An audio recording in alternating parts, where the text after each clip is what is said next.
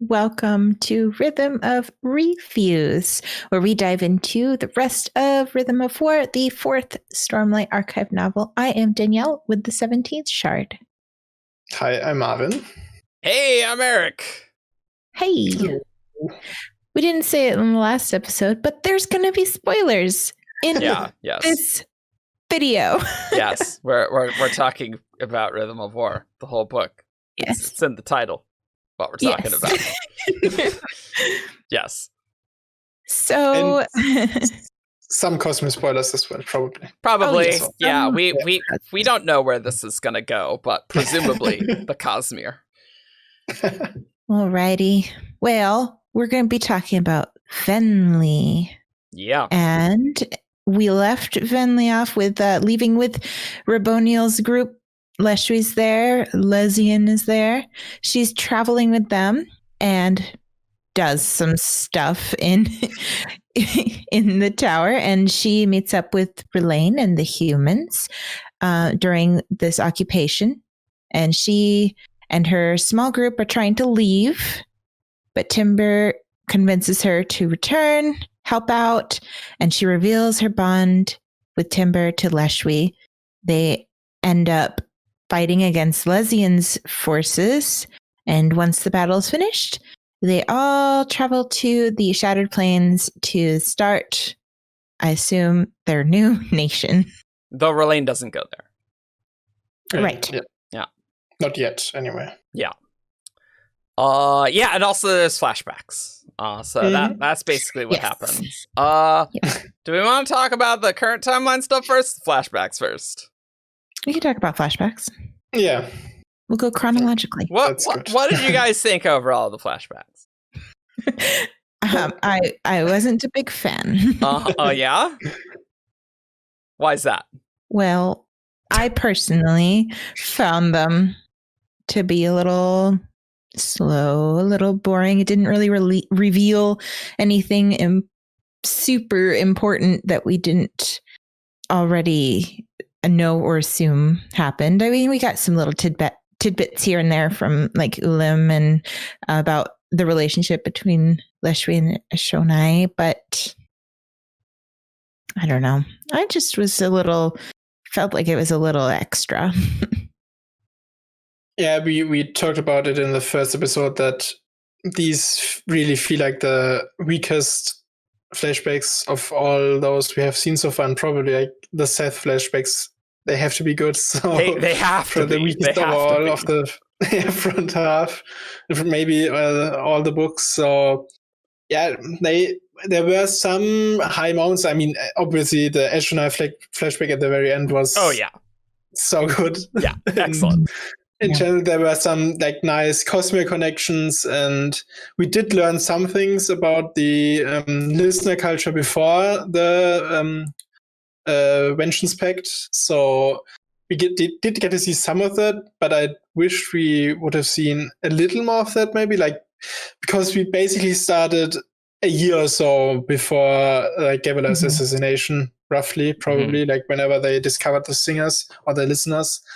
And so we didn't get to see a lot of that, and I would have liked it maybe if we saw Venli and Ashonai as more as children and actually see some listener stuff, because they talked a lot about listener things, like how they have these families and whatever, but we didn't get to see a lot of it because it almost immediately changed. Yeah. So that would have been neat, I think. Well, how old are they right now? Or Venli, at least. Well, Venli is 14, technically, I think. But so, I guess we did see them kind of in adolescence, or like they were 7 or so when we saw their. Yeah, apparently, singers mature very early. Yeah. I think like 8 is when they hit maturity. Yeah. Something like that. So like saying, oh, Venli's 14. It's like,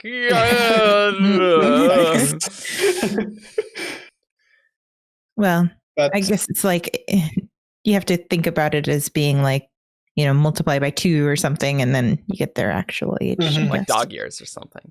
Yeah. But I didn't want to say that. Yeah. My mom finished Rhythm of War, and she said, she was like, I don't agree with your review. I really liked the flashbacks. She loved the flashbacks. So that's good. maybe because we're so into like the fandom and like we're like, yeah, we know what's up with Eshonai and Venli. We remember the interludes, but maybe if you're more like spreading out the reads, then you're like, oh, we're learning a lot. We're like, yeah, okay, neat. I mean, it was nice to sort of get like for some stuff we only got to see Venli's perspective in the interludes, and now we get to see Eshonai's perspective on them, and so it's a nice mix-up maybe, and it is definitely cool to see Yaxlim show up and actually like not have dementia yet, and it's that we still be healthy yes, at least at the beginning. Yes. Yeah, their mother, yeah. And we got a named mother. Yes. Yay. And she's still alive, so yeah, still alive, potentially healed. Yeah. And I'd almost have liked some maybe one or two viewpoints even from her perspective. Like, I don't. If we had seen Eshonai and Venli as children, I kind of would have liked that maybe, because I don't know. I just have like more listener viewpoints, I guess, of the actual culture, because we didn't really get to learn that much about them. Yeah, but I mean, they were fine. The flashbacks themselves were fine, and they weren't bad. They were just not as exciting as the others. The parts that I did like were seeing like Eshonai and Venli interacting and with their mom. Yeah. So I just feel like they were not as successful as doing what they were intended to do, just kind of flesh out Venli's character and show what the events were that led them to this point. But I just kind of felt like they were a little empty. Yeah, I really liked how Eshonai and Venli played off of each other. Like, I know Ben talked about it in Reactions too, I think, that just the sibling rivalry, that Eshonai gets away with things and Venli doesn't. Yeah. Like, that made a lot of sense. Very believable. Yeah. It is. So, like, I thought their relationship was quite interesting. But then, of course, Venli gets Ulim, and then things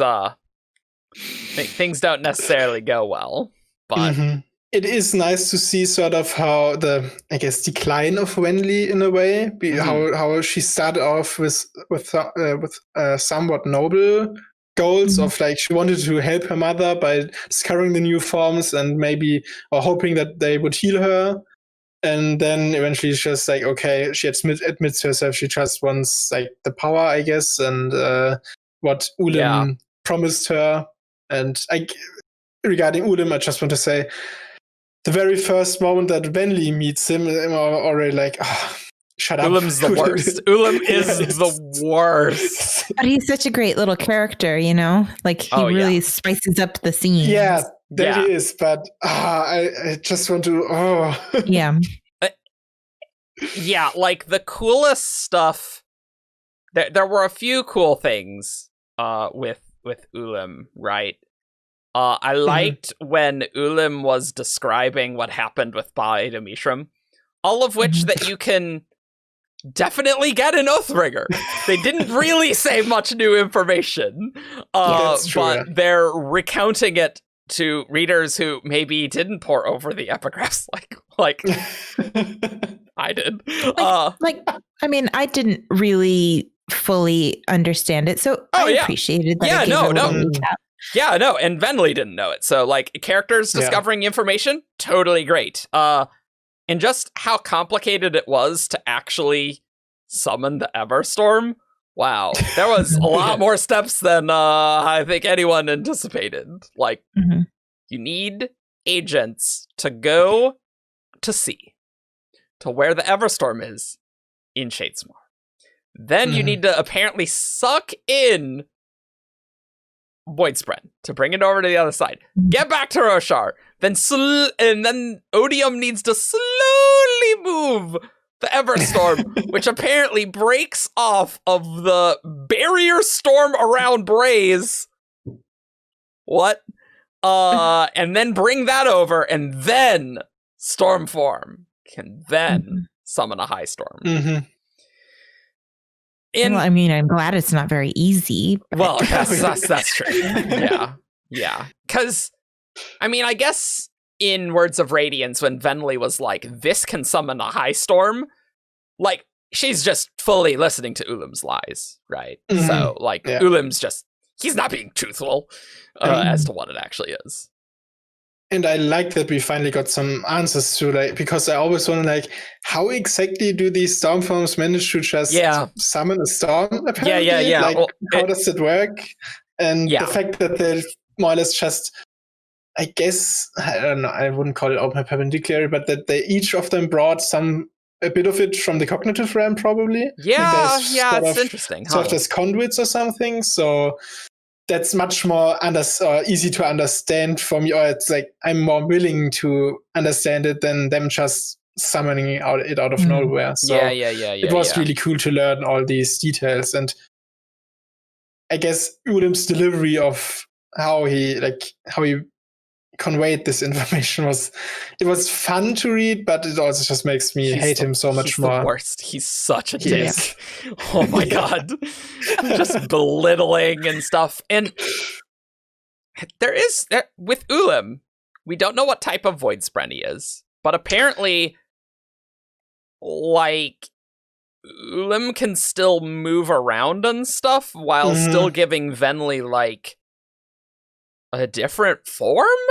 Like, it's very unclear what actually is going on form-wise, right?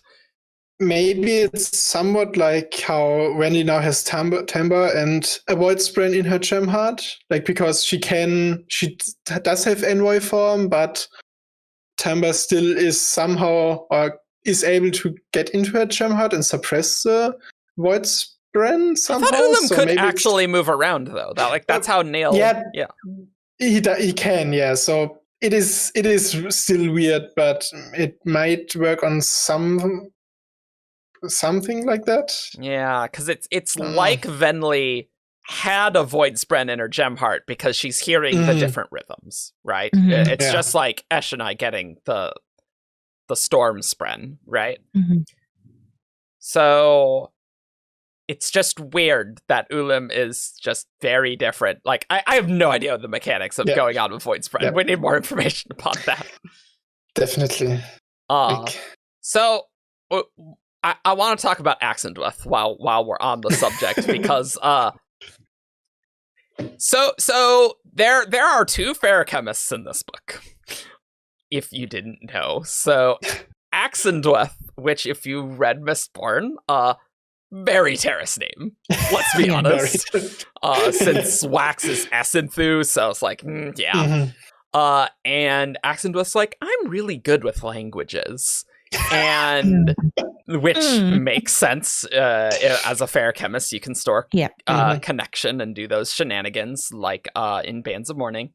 And apparently, and she has rings. So basically, always be suspicious of anyone having a suspicious amount of rings as a Feruchemist. And I do wonder whether she's a full Feruchemist or just a Fering. True. Yeah. We don't know. Get answers on that. So yeah, we really don't know. Same with the other Feruchemist, Gera. And he was mentioned in Gary. the pro. Gary, no. Gary the Feruchemist. Gary the Feruchemist, yeah. Not quite as Terrace of a name. No. I hope the audiobook pronounces it that way. That'd be great. He also had rings, but also had an AVR. So yeah, it's not clear if either of them are full Feruchemists or just a Fairing or something. But certainly a full Feruchemist would be very useful. You could store a lot of things. But apparently, Axindweth was with Gavilar's group, right? And somehow, Axindweth had Ulim in a gemstone and gave it to Venli. So really, it's all Axindweth's fault. Really. Which is just interesting compared with Words of Radiance, where we're like, this is all Venli's fault. It's like, kinda, but like, really, Ulim could have gotten anyone to really do these same things. We also learned that Axindweth apparently is not of the same, of the same affiliation as Gara. Yeah. Gara somehow discovered her son, and that's why she had to leave Rosha, so... Right. So... Yeah. In the scene, in the best flashback is Axindweth and the scene at the feast, and I was like, "Whoa, we're here! Yep. Oh man, I'm excited!" So Ulim thought Axindweth was going to give them more Voidspren, so they went to the toilet, but then there was a note, and Axindweth was discovered by. Ulim said what, like another agent similar to her? Yeah. So, considering that we specifically know that there was the other Feruchemists there, so presumably it's him. But apparently Gara, like he dies in Lift's interlude, but was a palace servant, so it's unclear how close Axindweth was to like Gavilar's group when they went to the to the war camps in Shattered Plains. It's not really clear. She did pose as a surgeon's assistant, I think. Is that true? So, yeah. I also only noticed on going through it again. Oh, okay. I thought she was somebody high up, maybe, but... Yeah, so I guess she was just doing this maybe as a way to get to the listeners, to give them Ulim, I guess? Yeah, she seemed much like really interested in.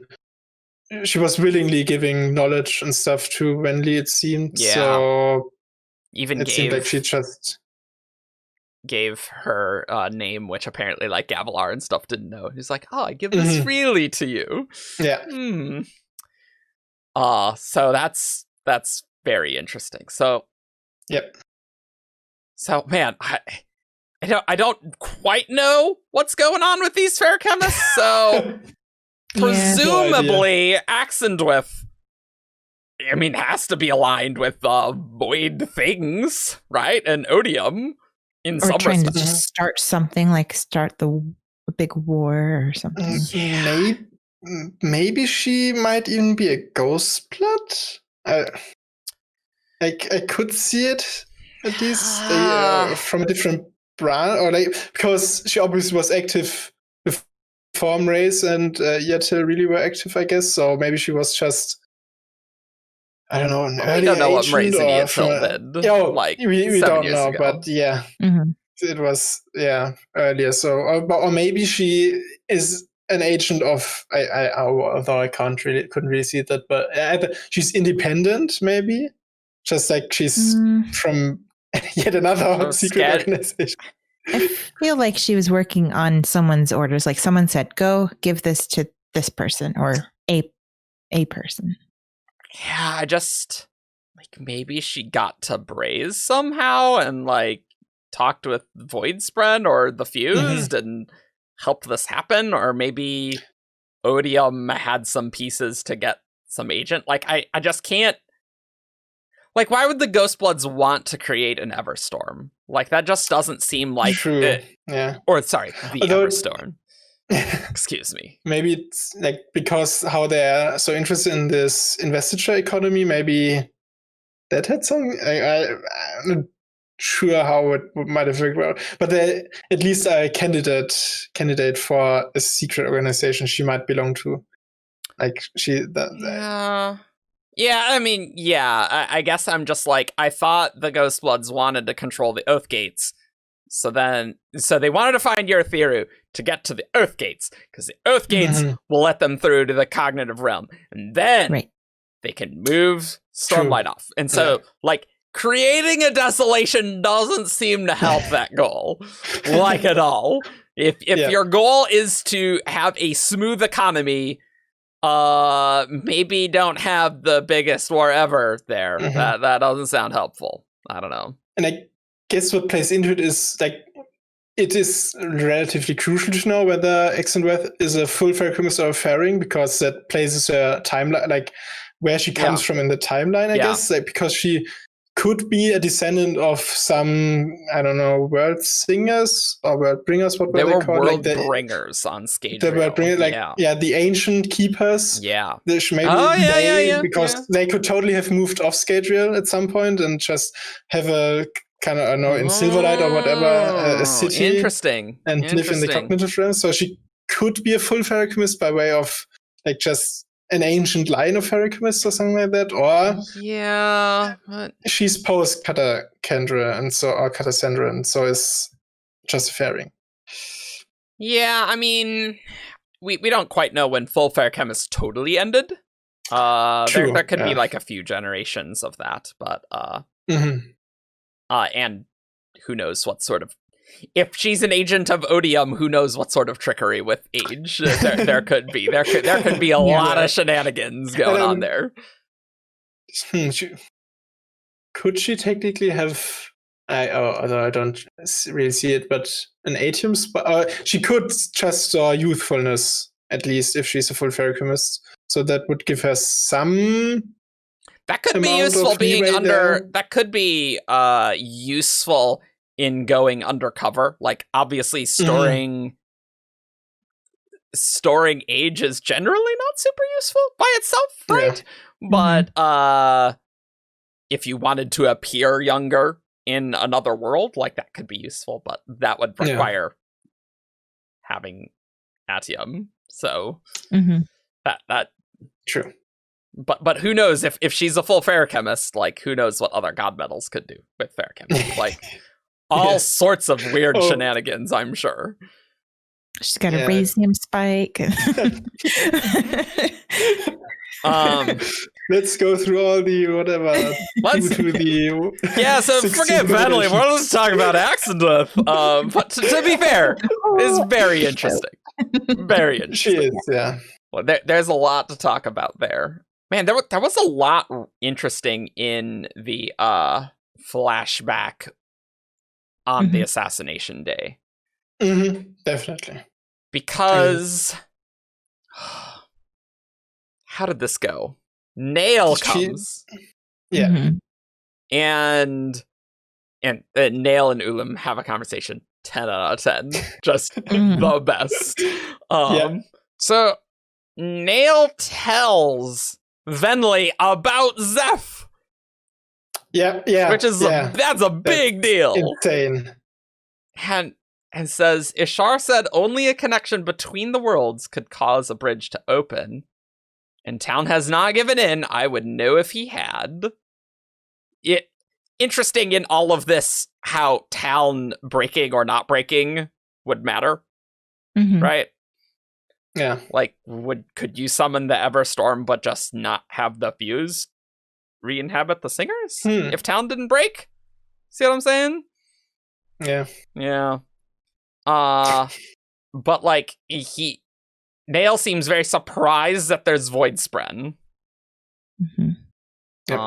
I don't remember the exact name, but it almost seems like that was surprised by the barrier storm in some, or like at least that they're doing something with a storm as well. like he didn't know that the Everstorm was moving in the cognitive realm, you mean? Yeah, it didn't seem like it, right? But then he's like, Gavilar's plan is working, the fool, he'll destroy us all. That foolish idiot of a man, he lures us with promises, then breaks them by seeking that which I told him was forbidden. Like and then he's just like going on an insane rant, and he's like, then he tells them about Zeph. Yep. Because he's like, the king's planning to betray your people. It's like, that just fits with, like, what the hell's Gavilar doing? What is he doing? What is going on with any of this? And actually, that reminds, like, do we think that Gara is a son of honor? I think he is, right? Because at some point there's a mention of Gavilar, or him being around Gavilar when they have one of those meetings, I think. But I don't know about that.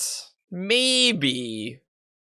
I could easily see it just as at least in the line about, Axindweth in this flashback, I was under the impression that, Gara was under, Harmony's, an could agent also of be, Harmony, yeah, right? True. Although that kind of brings into question how much does Harmony know about these other things and stuff like that. And I guess it would make sense with Reyes killing him, because an agent of Kelsia probably doesn't get along too well with an agent of Harmony, because Hasasa doesn't necessarily approve of what Kelsia is probably doing. So wow, yeah, that's a really interesting question, right? Because Reyes killed Gara. Yeah. It's just I don't know.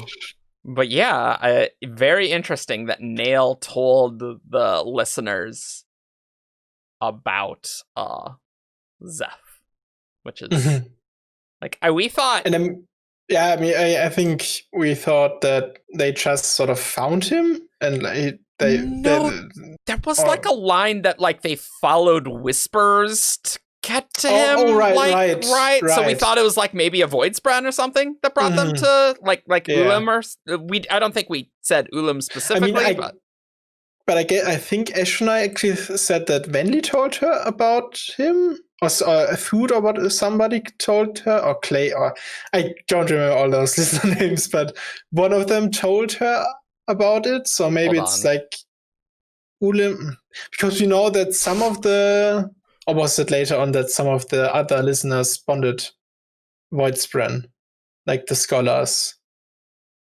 Oh God, I can't. So right. I'm just soaking it all in because I don't know any of this stuff. I'm Okay, so Clade's slave. So this is Oathbringer's prologue.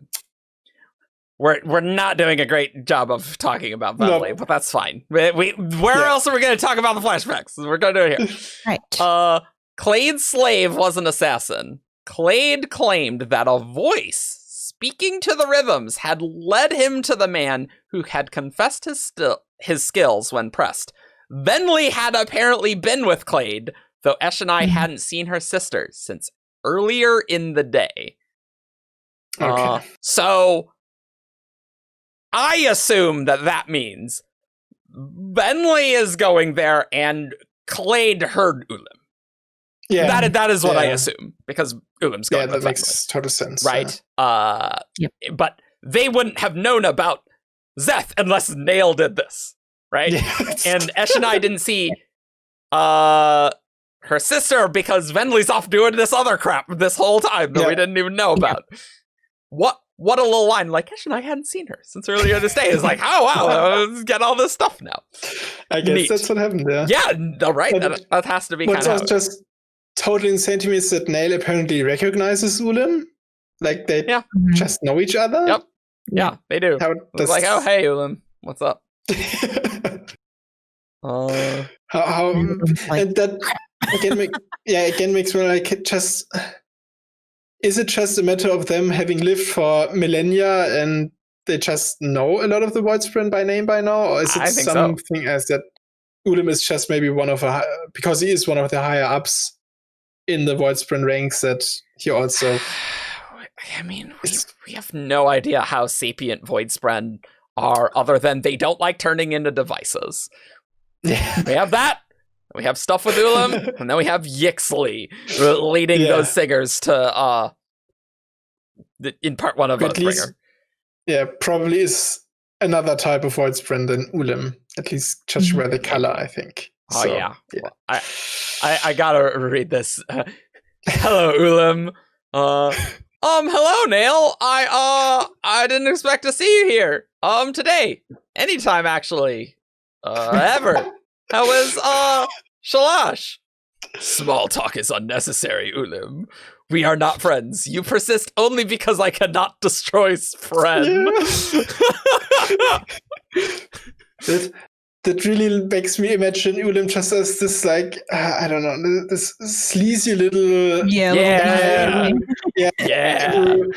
who like has a big mouth when he's around people who can't defend themselves and stuff like that. And as soon as somebody with actual power comes around, he's like, that is exactly Ulim, because Ulim talks up a big game, talks up like, oh yeah, big promises, and then when the fuse come down, it's like, nope, you gotta be subservient. Like, whoa, gotta tone that down here, Venli.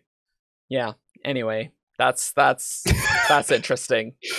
So, all right, so we have another piece. That's how they found Zeph. Yep. Like, it was Ulim, but there was a few more things going on. Yeah.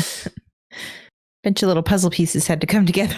I don't envy Karen, continuity editor of Dragonsteel, to figure out what's going on with the feast. Presumably, they have discussed this. I would hope. Hopefully. Are there any other like flashbacks that we want to specifically talk about? I think the one at the Battle of Narok, when Venli actually like realizes how she won't become a queen, she won't be all powerful, and like how she realized that she's just a coward. That was just a really good character building chapter in some way, because she actually realized that, like, okay, I was fooled by Ulim. It's just weird. If you read that flashback and you immediately read the first Venli interlude, it does not quite fit to me. That is true. Like, there's lines in that flashback how Venli's like, oh, I'm sure I would lie to myself again, right? And I guess that's later, like immediately later. But she's like full on super excited in the next scene. So it's like, yeah. But so like I guess it's maybe nice. It's just also her coping mechanism in some way. Like, she basically has brought doom to her entire. Yeah. It's just. This is probably a slight problem when you want like the flashbacks to have like a big moment. And then you have these other things moving around that are also back in time and stuff. Seeing like how that goes. So, but I did like that scene, how the Battle of Narok from her perspective, like she's the one who caused this with himself, of course. But like this is pretty great. But it's still just, for me, didn't feel like enough. Like, she realizes she's a coward, but she doesn't do anything. Well, right. That's I think that's the problem with having the Oathbringer interludes right after it, because it wasn't actually a big character moment. It was just like this momentary lapse, right? And I think the biggest problem with the flashbacks for me is because we've already seen this stuff happening from other perspective, or from our own perspective of not having known about all this stuff, that the flashbacks kind of feel a little, I don't know, different from what we were expecting it to be. Yeah. I mean, I liked the stuff with like the war camps. Like that was interesting lore. Yeah. And how like the ancient cities worked, and they didn't like really live on the plains and stuff like that. How they got the steel weapons. Kind of forgot how they got the shards, but they just. I don't think they really explain it. I don't think they really explained it. Just that they had some. Yeah. Like the listeners just as a whole and that had they, some. And that they explained the tradition of having one shard bearer per family or whatever, like somebody like to had take the war care camp, of them. I think. Yeah. So like that was interesting, but I don't know. I could do with more. But the good thing is that the listeners are going to be restored. Like that is cool. Yes, that is. Like, it's just, I guess what makes the flashback somewhat moot in a way is that I guess we don't really know whether the listeners as they are now will go back to those ways in any way, because like it was interesting to learn how they were, but it sort of is futile because they are gone now anyway and different now. So right, there's no reason to fight over the camps. Yeah, right? exactly. Like, so that cultural stuff like doesn't matter. But yeah, we didn't really get like a. Did we get like a big answer on why assassins needed to wear white? No, I don't think so. They mention the tradition that it is tradition. Yeah, but yeah, I mean, I guess there was that line about how you have to. It shows boldness or whatever, and that like you want to be seen as an assassin. But I think we got that in Oathbringer or something already. I don't remember. Like. It's something about like how you even if you come in the night, you want to announce that you are going to kill somebody now. Something like so. That, yeah. So, but I mean, they're at least gonna have the songs again, which I think is the important part, because at the very end, when they're back on the Shattered Plains, great to see the listeners that we thought escaped in Words of Radiance. Totally correct. Didn't realize that there was a chasm fiend involved, which was crazy. Yeah. But like they were kind of like losing the songs, so like having Jack Slim back, I don't know if you should do a J or a Y with Jack Slim's name. Whatever. I wasn't sure either. What are J's? She'll have all the She was originally like holding all those songs and teaching Venli, so she'll be able to help them, at least guide them towards their heritage. Yeah, I mean, Venli does know the songs too, so when she's now that she's back with her people, she can help too. Yeah. I loved how her mom looks at Venli and then speaks, but it's Cultivation's voice. Like a female voice accepting the oath. I did like in the main sequence, which we haven't talked about at all, that Venli, though she said the oath when she was freeing Lift, she's like, yeah, this isn't accepted. You barely did anything. And she did need to go through more work and really want to free people and go all the way back to the Shattered Plains, and then her oath is accepted, and I really liked that. Didn't she also do it with Rlain? Like, she tried to say it again with Rlain. Yeah, right after she freed him, she said, like, no, your word's unacceptable. Like, not enough, still not enough, not nearly enough. Yeah. So I really appreciated that, and like, I mean, just the fact that it is apparently cultivation to accept them is also which is insane. What does that even mean? What? And how is cultivation talking through her mom? And what is up with the chasm fiend? Lots of questions there. But I mean, awesome. I like getting some more Shattered Plains stuff, because you know what we haven't seen in a while? Shattered Plains stuff. Yep. Still don't know what happened that shattered the plains. Maybe we'll learn sometime. It would be nice to learn that in book 5. It would be, yeah. But we'll learn it eventually. But so I don't know. Were there any other flashback things, or do we want to talk about the main plot? I don't know. I think we can talk about the main plot. I did want to say that seeing Ashonai, her last little flight. Oh yeah. Was one of the most touching scenes in this book. I loved reading. I think I read it like a few times because I really, really got like a tear in my eye, and that was a really nice one. Yeah, I never really loved Ashonai like Ben. I know Ben loves Ashonai.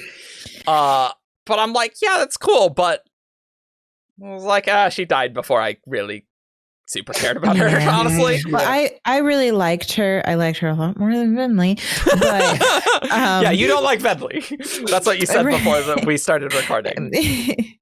But I felt like it was good to get some closure, because a lot of people, I remember when Eshonai died, they were like, that's it? Like, yeah. What now? Because she seemed like, a big force in the book. And so I think that was actually really nice closure for us as readers. So, and I mean, I also really like the framing of it, like with how the Stormfather, I showed mercy once. Oh, yeah. That's really nice. That was the 10 out of 10 chapter transition. Yeah. That was spectacular. Yes. Yeah, like seeing her fight against the waters and just really fitting in the rhythm of war in that. It's great. And then the Stormfather is like, oh, you're invested. Come with me, I'll show you. Because the Stormfather like talked with Eshonai and saying, it's like, hey, do you really want to take this storm spread? Like, I don't know if that's a good idea. So the Stormfather does have that mercy, and I feel like has a bit of an attachment to the listeners in a sense. Because they broke away from him. Yeah, and I feel like that's probably also some remnant of him being like all the way back the Rider of Storms, and some of that nature still being there, maybe. Yeah. That he is originally attached to the listeners and the other singers in some form, so he does care for them, at least a little. As much as a storm can. Yeah. But I mean, the listeners always needed the storms to change form. Yeah. Right? Yeah. And it also actually reminded me that I did kind of like how some of the flashbacks at least were weaved into the narrative in this book, because we do have basically Venli telling Tamba about her past. So, or Rlain, so that was a nice framing device, I guess, because like with Dalinar, we had him getting back his memories as a sort of device for the memories or for the flashbacks, and here it was. It's her storytelling kind of. Yeah, exactly. Yeah. I did like that. That was nicely weaved into the narrative. And like I did like the character stuff, but I still think if you said that the flashbacks were a little too fluffy in this book, and if you could skip it on a reread, you could probably skip a lot of them on a reread if you really wanted. I don't like skipping stuff. Yeah, no, I know, but I think people who are like, maybe Brandon likes the flashbacks maybe a little too much.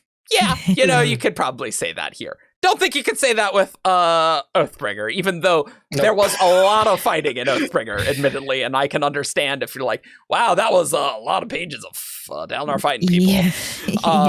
But it turned out awesome. It turned out so good. To see his brutality. Terrible. You mean? I like when characters suffer. So it's like, make them suffer. Good. Anakin. Good.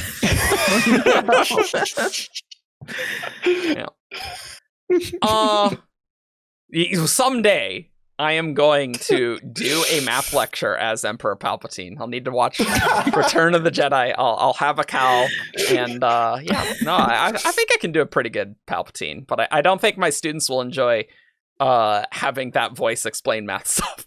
but I think that would be great. Well, you did say you like making characters suffer, so it's a good point. Playing some really complex theorem. It's just Palpatine. Yes. Let me tell you a story. This is the fundamental theorem. Oh man, all the See, I'll have to rehearse it. That's the problem. I'll have to make it like good and not like crappy voices. And it's like a story the physicists wouldn't want you to know. Yes, right, exactly. For more nonsense and terrible voice acting, you can support us on Patreon. Hey, oh my god, let's get on track again though. But yes, Venli in part 2 really didn't do very much. It's just with Raboniel, and like it was interesting seeing that. And we did need a viewpoint to see Raboniel that wasn't Raboniel, right? Yeah. Like that was important. Well, it's like looking at Raboniel from two different lenses. We have Navani's lens and we have Venli's lens. And that wasn't that was nice, but yeah, I don't know. yeah, I mean that would be too crazy to have fused viewpoints so early. So like that's fine, and it gets Venli into the tower. That's fine. Yeah. And yeah, it was kind of like we had that scene when they first assault the tower, and Venli kills the first person she ever killed. Yeah, right. Like that was it really shook her, and it goes to show that she isn't just an awful human being. Like is a person who has feelings, and like is I caused so many people to die, but this is the first person I actually stabbed. Yeah. but like it is different. Like if you launched a missile at someone and like blew up a set of people, I think that's different than like you're actually seeing their eyes as like murder someone, right? Like that's different. Mm-hmm. You'll still probably feel bad about some of them. Yeah, I was gonna say like, well, like I think there is a difference there. Like I can understand that. Yeah. But yeah, there's this whole thing with Raboniel and Leshwi. The fuse are so interesting. Like I love the fuse stuff that we got. Maybe less Venli, but like, oh yeah, Raboniel expected Venli to be sending things back to Leshwi.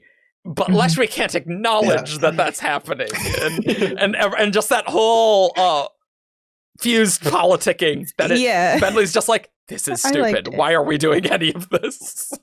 Like that was great. I liked that. Mm-hmm. I liked that we also saw a lot of different fused from Venli's perspective too, like the deepest ones, and just like seeing all the new styles and how she's kind of drawn more to one than others, which is really neat. I must just say, when the deepest ones were introduced, they were just super creepy to me. Really? Oh, so creepy! Yeah. I love the mental picture of them, like almost like swimming inside stone, and they like to walk with their feet in the stone, and it's creepy. And I just love how different it is from like Venli's abilities. Like she knows the same surge. It like manifests super differently. Yeah. Mm-hmm. And it really shows off how the fuse actually, like they have only the one surge, but they really use it to its fullest, and use it more to conversation. And use it sort of to, they for one actually master it, and they had a ton of time to master it, I guess, and how they actually use it for their own body, I guess, because we also have the heavenly ones, they constantly fly, they never touch the ground. They're floating. The deepest ones always are a little bit in the ground. Like they don't walk, they flow through the ground. Yeah, they flow through the ground. Yeah. That's really like it's interesting to see. I loved that scene where Raboniel is telling Venli stuff about surges. I'm like, I am very interested in this personally. Like that was so cool how they're just like, man, those Radiants, they only get their powers in bursts. We live in this. So good. Honor's truest surge. We'll do a podcast on that. We don't know what's going on. So Venli eventually visits Rlain. What did you guys think about Rlain in the book? Well, let's talk about Rlain stuff. Oh, I loved his chapters. I really like Rlain. In the first couple books, I don't know which one he shows up in Way of Kings. Yeah, right? he was in Way of Kings. Yeah. He was just known as Shen. Yeah, right. So I was like, oh, this is just, kind of a side character, interesting, new, different, but he's a full character in this. He's got his own wants, his own needs, his own personality and everything. So I very, very much enjoyed reading about him. Yeah, same here. Like I already liked in the previous chapters when we saw him help the humans like with the farming and the gemstones and like how the summer helps to grow. Mm-hmm. Yep. And so he had a purpose there that wasn't just, I don't know, being around Bridge 4, I guess. Or being an outsider, right? Yeah, because exactly. like a lot of his conflicts are just being an outsider and where he fits.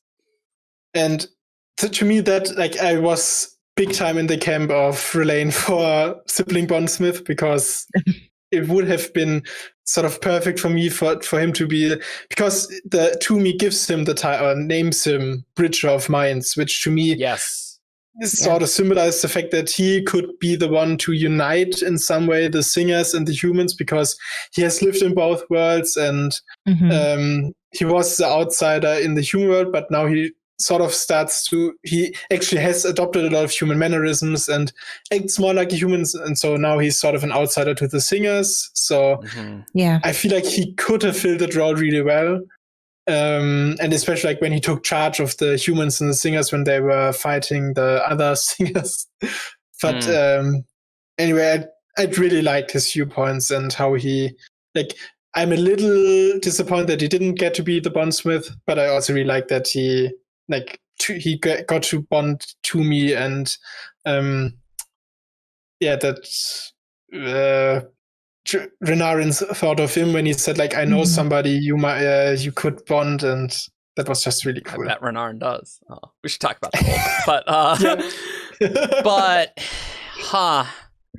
Well, I was fully expecting Navani to become the bondsmith, but when we saw Venli meet Rlain and talk to him and kind of get to know him a little bit, and she's thinking to herself how annoyed she is that he has all these human mannerisms, and he does expressions and things instead of the rhythms like they normally would use for their expressions. And I was like, oh, he could totally be the sibling's bondsmith, because the sibling is mistrusting of humans, but Rlain has enough of a human kind of interaction and personality that maybe the humans would accept him as the bondsmith. I don't know. I was kind of leaning towards that before we really got into it, so I thought that was really cool. I can definitely understand people not liking the Rlain fake out bondsmith. As you were just saying those things, Marvin, it occurred to me that maybe Rlain is going to be the bridge between humans and singers, but Navani and the sibling are going to be the bridge between human and Spren, in a sense. Yeah, so I'm totally fine with Navan. Yeah, I'm totally fine with Navani being the bondsmith. Like, I mean, it's also a pretty perfect cool. match. It was pretty cool. Yeah. Yes.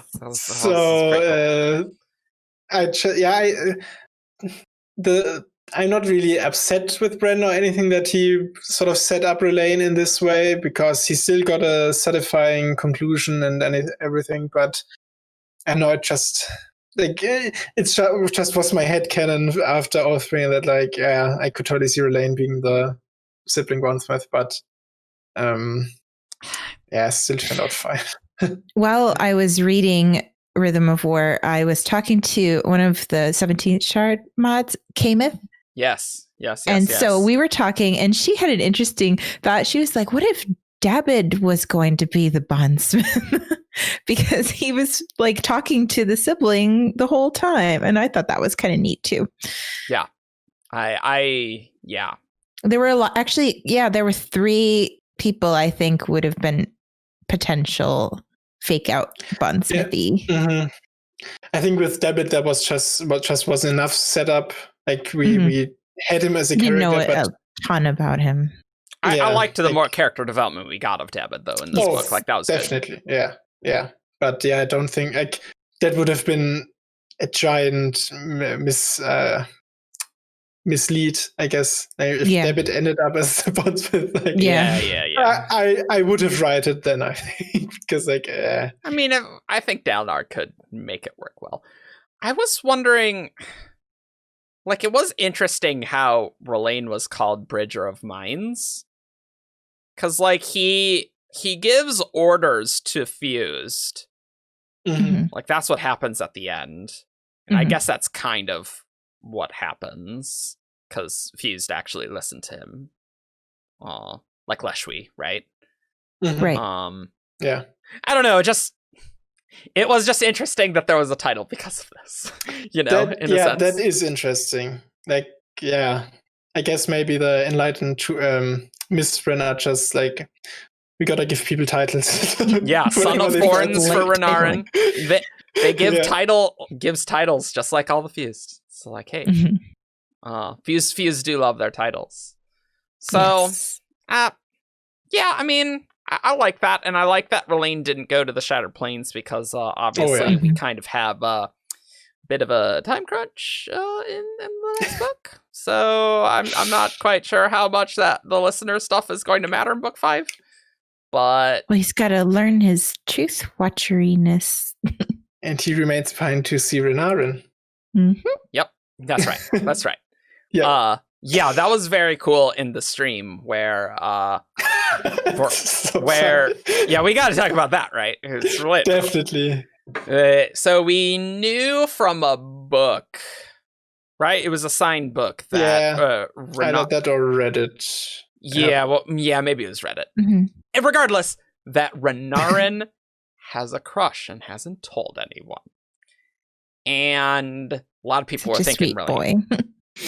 Because Rlain had this thing where like he was in mate form and it didn't go as expected. Didn't go as expected. And as anybody expected. That was read as an indication that Rlain was not straight. Totally reasonable. And then on the stream, then someone asked who Renarin's crush is, and Brandon's like, should I say? And Adam's like, no, you shouldn't say. And Chad is rioting. Adam, why would you do this? And Brandon's like, well, it's who you would expect it to be. Yeah. And then Chad is all just like, Rlain. Just all Rlain. And Brandon's like, I imagine Chad saying a lot of different things, and it's like, no, it's basically just one thing. It's like, okay, yeah, it's the thing you expected. So that's basically Renarin likes Rlain, which I like that. That sounds cool. I think that's adorable. Yeah, I love it. Yeah, and I'm into that. I really like how we had subtle hints in the previous books when Rlain and Renarin, they had conversations and had opportunities to actually build some form of relationship, because we got to see that. And also the way that Bren, he didn't outright say I don't know, Rlain looked at Renarin lovingly or something like that, but he put in okay, mate form didn't work out for him as he expected or something along those lines. So I like how subtly he hinted at it for now, and I'm looking forward to actually seeing it develop into a proper relationship. Yeah, that'd be cool. Yeah, I'm definitely into that. Not a jokingly done relationship like it was done in Oathbringer, which I've heard a few complaints about how it was turned into a joke or something. So it'd be nice to see a true, yeah. Oh yeah, I definitely want it to be a well-developed romance, and if that's who Renarin ends up with, that sounds great. And Renarin's going to be a main character in back 5, so I want deep non-straight relationships. That I think that'd be really good, meaningful. Meaningful. Not just exactly. Not just a token character or something. Exactly. And what's really nice is I feel like Brandon is getting a lot better at writing romances and relationships between characters, especially seeing Shallan and Adolin's little arc in this book and fleshing out their love for each other and everything. So yeah, I felt very I feel like he's growing in this way of writing relationships. So. Yeah, and Bren always talks about this, how he wants to touch on certain topics, but he just doesn't feel confident enough yet to do that or to attack it. And so I feel like this is a very good way for him to slowly warm up to the idea and just approach it slowly until he reaches the point where he's like, okay, I can write this confidently now and have the confidence to actually portray this realistically or convincingly, exactly. Give this actual meaning. So you don't want to half-ass it. You really, really do not want to half-ass it, and that's what you're doing. That would be very bad. So, but that sounds good for Rlain. Yeah. Yep. And now that they're both Enlightened Truth Watchers, they can certainly spend a lot of time together. That's certainly true. That is certainly true. I'm curious if that relationship will I mean, did Brandon kind of imply that we would see more in book 5 with them? I don't know if that was like exactly the implication, but it sort of was. But regardless, it's just interesting, like, how will Renarin already be in a relationship, like, through the time jump to the back 5? Like, or if it will be going on, like, delaying and stuff. Yeah. It's like there's a lot of different directions that things could go, especially with such a big time jump. Or he could be mourning the loss of his lover. No, well, I mean, I wouldn't like that personally. Yeah. I mean, though I do think lots of people could die in book 5. That would be. I have to mentally prepare myself for that. That would. I do not think that would be a good idea, Brandon. Yeah. To. We'd have like 10 days to see the relationship develop. Yeah, nope. No. That feels like landmines. That does not seem like a good idea. But yeah, we did get some Rlain POVs, which were great, seeing the occupation of the tower and how he's still not accepted by singers and things, but he still like cares and like recognizes Liren, and Liren and Rlain seem to get along pretty well. Yeah, it's kind of interesting. I feel like Rlain gets along with everybody except all the people who are all outsiders. Except Kaladin? Is that what you said? Yeah. Did you say Liren or Rlain? Because Rlain does get along. Rlain does get along. Yeah. He's because Liren with people who know him. Doesn't. Yeah. Oh, you know what we should talk about? We should talk about stone shaping. Boom. Yes, please. The stone shaping stuff, very interesting. There's even an entire part in the Ars Arcanum about stone shaping, and it is cool. But yeah, apparently the Dawn Singers could use surges and could use stone shaping in some way. And I guess that's how the Dawn Cities. Did you guys hear my theory about this? I think I have a solid theory as to how the stones are talking to Venli. Okay. But Venli's like, I thought this didn't happen before, and the stones are like, but new things come from old things. And Venli gets memories of they like put a handle into the stone and then shape it into an X, and they just lift it out, like the cool stuff like that. Awesome. So anyway, my theory is, well, how would the old singers have magical abilities? And I think the easiest explanation is somehow the Radiant Spren just gave them forms. They were like forms of power, but not the odium kind, right? And so maybe if you had a light spren in the Singer gem art, presumably there would have to be some difference between Nahel bonds and stuff. Presumably, you can't like Radiants. They're very powerful, all things considered. So it's probably on like a bit of a lower power level in some respect. So you mean like turn them into like a Fabrial or something? Well, no, more just like you'd bond like a gravitation spren for, I don't remember. Work form. Yeah. It's work form. Yeah. But like, what would happen if an honor spren went into the gem heart? And like, you could potentially have similar powers. Presumably there would be some mechanical difference, but that's really the only way I can see, like, how would the ancient singers have magical powers? It's like, well, we got a bunch of spread, and that's how they get kind of weird abilities. So, like, I don't know. Yeah, I like it. That now, actually, I do really like it. It just makes me wonder now, do the Dawn Cities precede the arrival of, or the shattering, I guess, the arrival of honor and cultivation? Oh, I would probably say no. Yeah, because, like, I could see that maybe they would, and so the singers somehow maybe lost the abilities of because like because shattering the lies. spren, Yeah, something like that. So they were able to bond higher spren of some form, like that were more associated with Adonelsium, and got access to the searches through that. And so they lost the abilities. Yeah.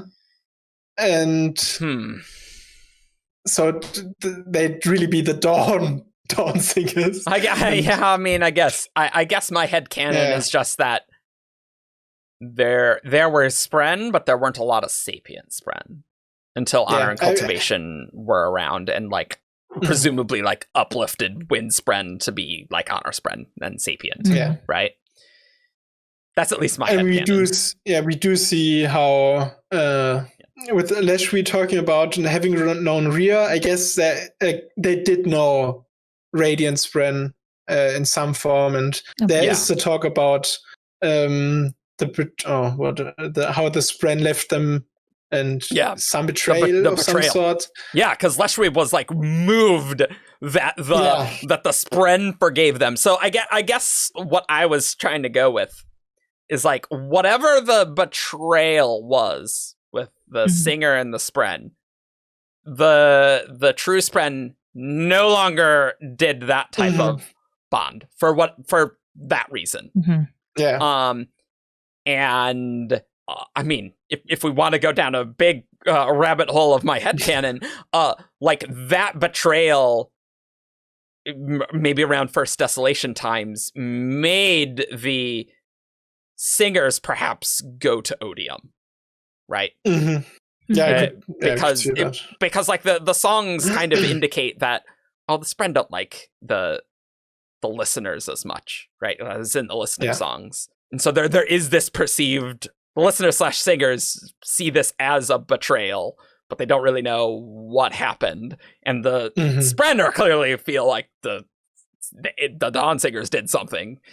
But like that is probably a pretty big event that changes the balance of whatever the First Desolation was like, whatever that betrayal was. Because I imagine that has to be around that time, right? So I don't know exactly what the betrayal would be, because I do want to still imagine that like the singers and the true Spren at the time were on pretty good terms. Because that's kind of what it seems like. The Dawn Singers did something bad. The Spren went away. And you know, maybe they needed to turn to Odium to get different magical powers, to do different things. Right? I mean, I guess the betrayal or whatever made the true Spren no longer, maybe they simply weren't able or didn't want to bond the singers anymore, was because they imposed the orders in some form, or like the oath structure. Like the timeline is very rough for the First Desolation, but some like it simply mechanically wasn't possible anymore because Honor did something to the system. Okay, I see. Yeah, it could be as simple as that. Right, like now they cannot do that kind of bond, which is why maybe the Light Spren would need to make actual Nahel bonds. I mean, there's certainly weirdness with surge binding in the ye old days, although I do think there were a few desolations with just heralds and not radiance, but regardless, the Spren were probably like, no, screw you guys, and then they went to Odium, extra screw you guys, right? Like they're not doing any of that until after the Recreants. But yeah, you're right, like Ishar or Honor could very much do things with the oaths that maybe changed that relationship to more codify it, because I was talking with Jess about this and she was just like, well, why couldn't the Spren just still do that old thing to the listeners? And that's a pretty good candidate actually as to why. Like, but Stoneshaping is super cool. Very cool. Awesome. Incredible. Incredible. I am curious how human Stoneshaping would work. Like, would they be able to do it on a similar level, or would they be less capable of like doing drastic changes to the stone? What are the limits there? Because they don't have a big deal about it is how she perceives the rhythm of the stone. Yeah, the singing. That's a good point. Yeah. Yeah, this is the chapter Song of Stones, right? Yeah, exactly. And how much humans could interpret that, or like I don't know how they could affect this stone, because they obviously don't have the rhythms. It's interesting because the stones are like, you've returned to sing our song again? Like the stone's surprised that a singer's doing this. Yeah. Which is somewhat interesting given the fused. So it does feel like there are some mechanical differences. It's not just mastery, right? Like that the fused are working differently. What the hell's up with the Nexim, right? With the transportations. Like that's totally bizarre. Yeah. Weird. So I do want to know what a human doing stone shaping would be like. And maybe doesn't a Stoneward open the room with the model thing? And I think he uses he would have to use cohesion for that, right? Not tension. Cohesion. Yeah, tension just makes things stiff. Yeah, exactly. Like, and so he would have had to use cohesion. Let's be wrong. And he did apparently just, I don't know, make an opening in the stone, so they have, it works kind of the same. I don't know. It's very weird.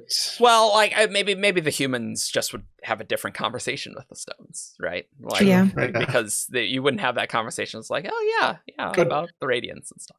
It maybe just wouldn't come as easily to them, and like they have to maybe are less efficient with the stormlight as well, because like they have to force the stone more into doing whatever they want.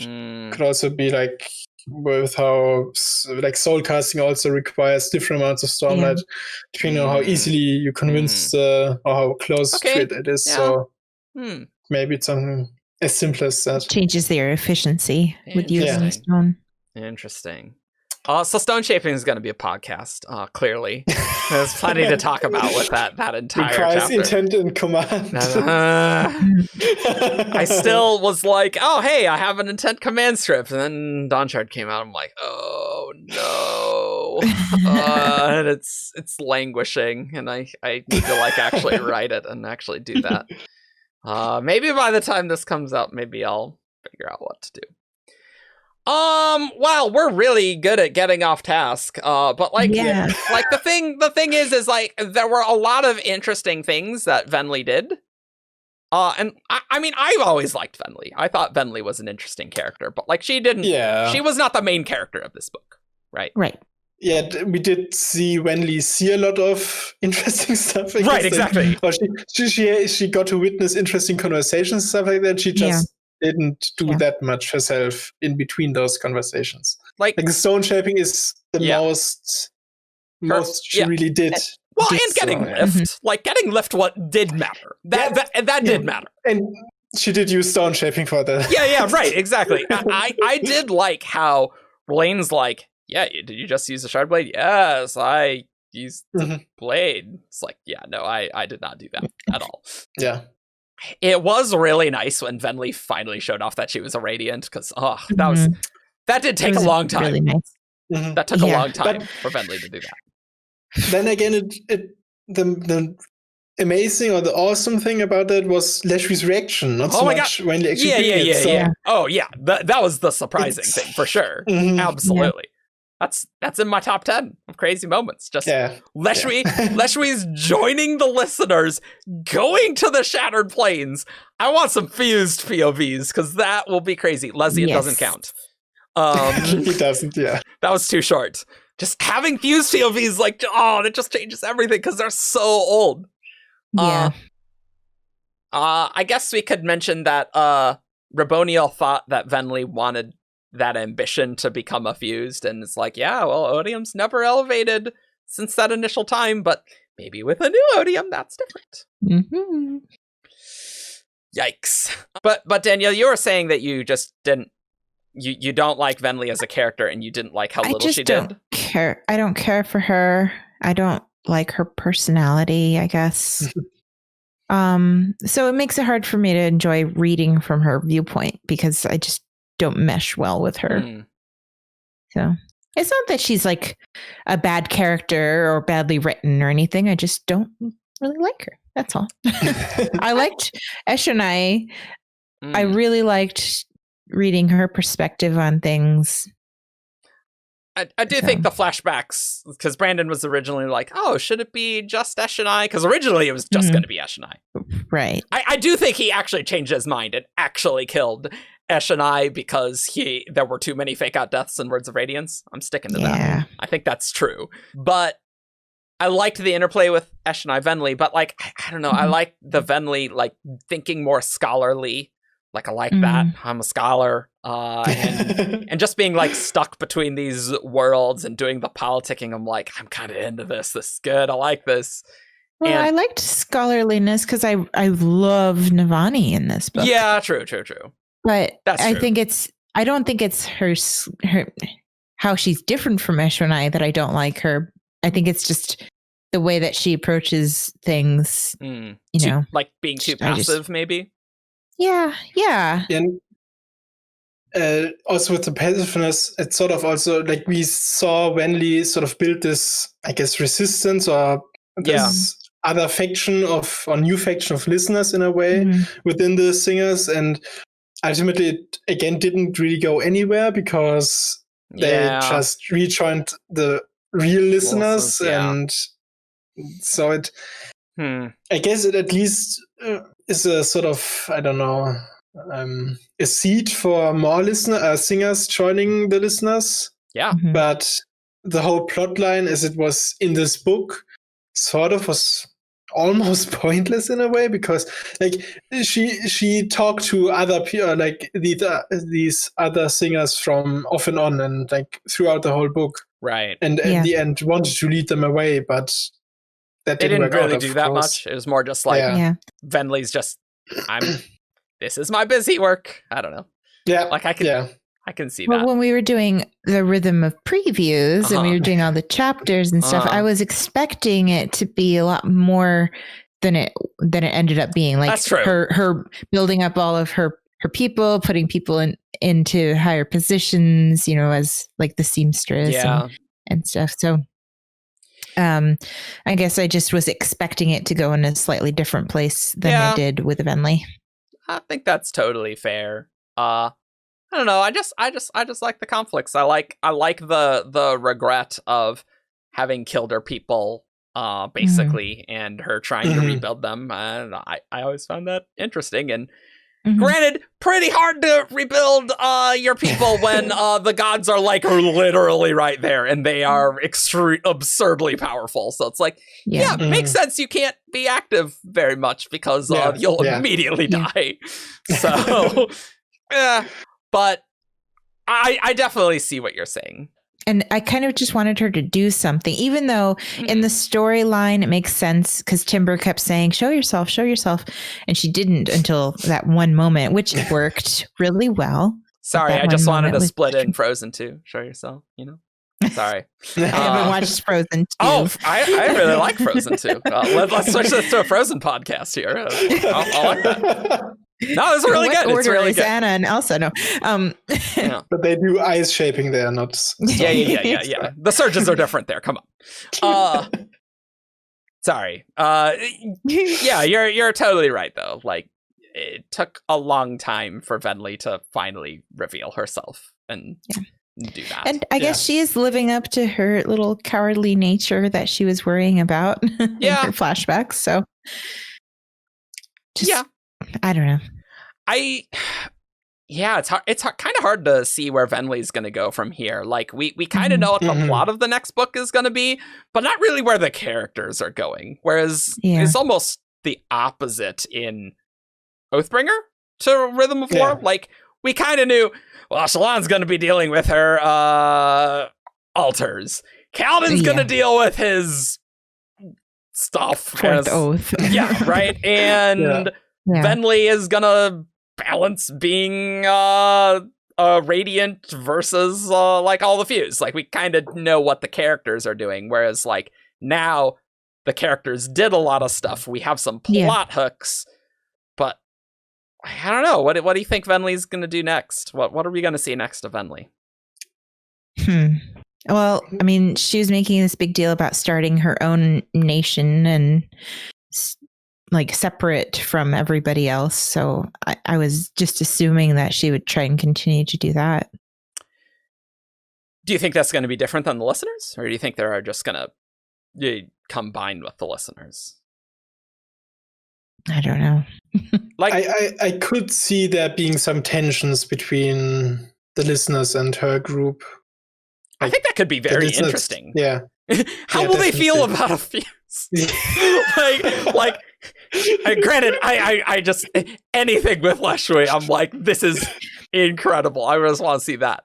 But like building up the listeners, seeing them be radiant, maybe it would be nice to see Venli be like an actual leader. Like not just be given like, oh, I'm gonna be queen, right, Ulim? No, not at all. It would be nice for her to work at it, earn back their trust, and be an actual strong leader of like these new will shapers. Maybe like that could be awesome. And like will shapers are all about personal freedom. That's true. And like your self-fulfillment in some way. So I could almost see it like being the listeners as they are now won't exist any longer. They are more going to be, I don't know, more individual groups, maybe, like, or they'll go back more to what they were before the Vengeance Pact, with like the different families and stuff like that. Yeah. So I could see that happening maybe. That would be sort of will shapery in a way, or like she just gives people the choice to do whatever they want, I guess. I would really like to see them more split up, because the listeners, like, they were kind of unified, but like that'll happen very quickly. Yeah. It is kind of surprising how we don't hear more of like these other listeners be like, oh yeah, my family over there, and I guess a lot of them died, of course, even before the Battle of Narok, right? Yeah, they had a really small population. Yeah, but it would be interesting to grow that and have that culture kind of become a new, they kind of know what's up with Odium. It's like, hey, here are the gods. We found them. We found them. We know what's up now. Because they didn't really know what was going on. Yeah. So kind of restoring that, finally maybe getting their sprend. We can finally get some art forms to make some art, and not just in the way that Odium's just like, here, have some sprend. Because they are will shapers now, or they probably will have a lot of will shapers. I really, really now want to see them creating another sort of Dawn City or something. Something on that, of that type. They're out on the Unclaimed Hills or whatever. And we saw some cool architecture in the preview chapters, the part 1. Yeah, with the towers. Yeah. So that would be really, really cool to see. So like the listeners just, wait, we have this giant fortress now that we grew out of the ground. Try attacking us now. Yeah, I mean, it will be very interesting, because the Fuse just assume that it's like, yeah, we're in charge of me. Yeah, we've always been in charge. What the hell? And seeing how will the Fuse, like other Fuse, to react to this group if they get uppity, you know? As I feel like they don't particularly like rebellion. But I mean, having them all be Radiants definitely gives them a lot of power. It's like, hey, we got lots of shards. What's up? Screw you guys. That would be geographically, they are in a relatively good position to receive the sailors on the Infinite Sea. So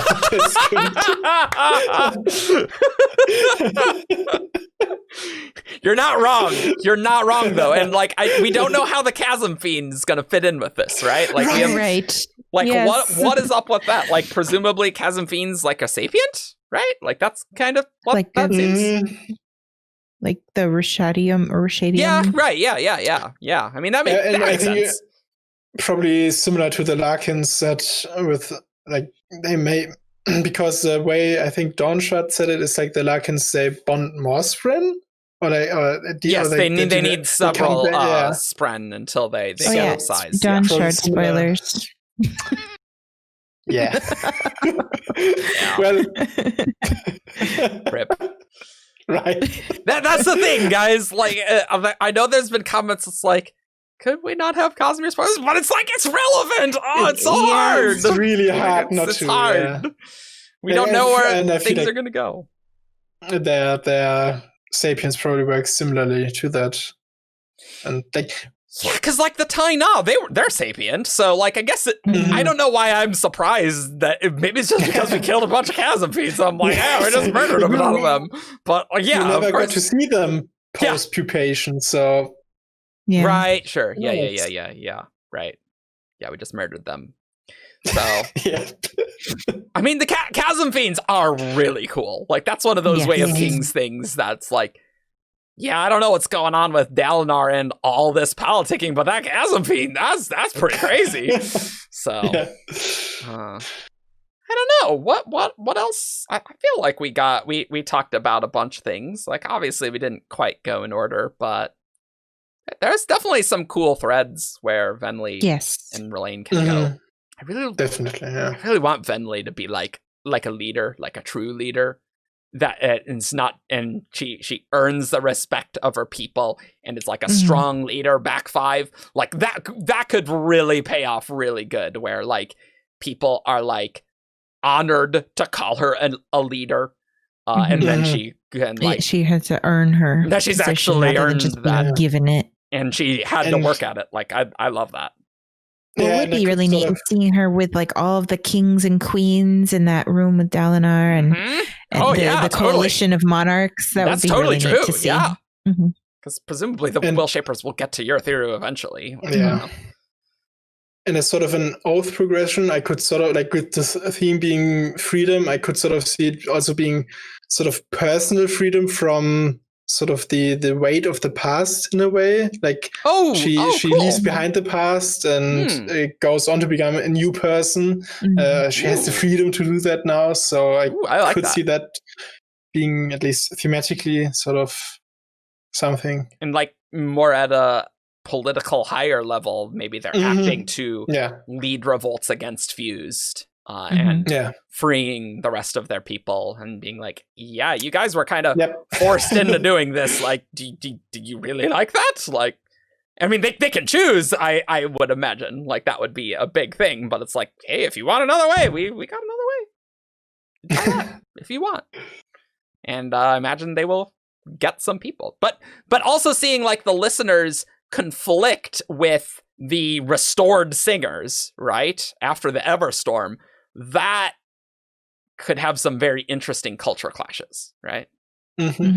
So, any other final thoughts? I don't know. Not really. Stoneshaping is cool. Stoneshaping's cool. Stoneshaping's cool. I don't know how much these listeners are going to be relevant book 5, but Brandon could prove me wrong. If book 5 is just 10 days, I don't see how they could do too much in 10 days. Right, exactly. So maybe they'll it's just setting them up for the second half. Quite possibly. Like whatever nation they're going to build or something. In 15 years. No clue. Yeah. Cool. All right. Well, that was our episode on Venli's arc, and you can find us at 17thshard.com. You can discuss this book with us on our forums, on our Discord. You can find us on Facebook, Twitter, SoundCloud, YouTube, Patreon, where you can see some fun voice acting outros and voice acting. It's really bad. It is. It's quite bad. And then I guess we'll see you all next time for Dalinar's interesting and Jasnah's arcs. Little extra side characters. Minor characters. I mean, they weren't in the book that much, but and then we can like talk probably about our like things that are going on. Yeah, again, and just like close out our little mini series. Yeah, that was fun. All right, bye. Bye. Bye.